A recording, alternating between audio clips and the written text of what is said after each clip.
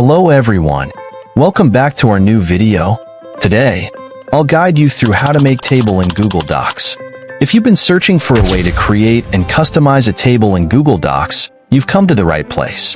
But before we get started, don't forget to like this video and subscribe to our channel for more tutorials and tips. Now, let's start.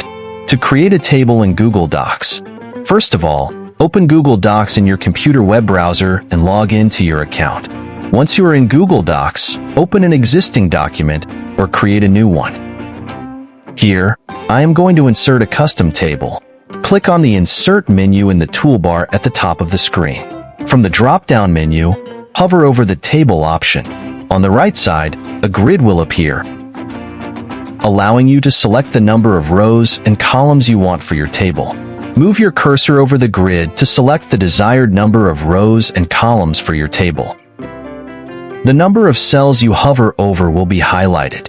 Once you have selected the table size, click on the grid to insert the table into your document. Now, I am going to customize this table.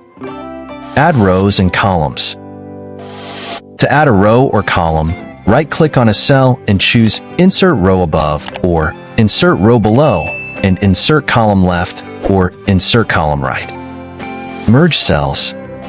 To merge rows or columns, first select the cells you want to merge by clicking and dragging the mouse cursor across them. Once selected, right-click on the selected cells and choose Merge Cells from the pop-up menu. Add text.